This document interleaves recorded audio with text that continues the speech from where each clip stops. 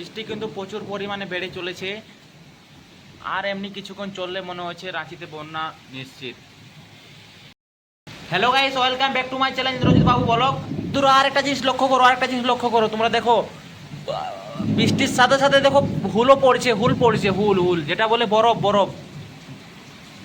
পাথর পাথর বাংলা ভাষাতে পাথর বলে।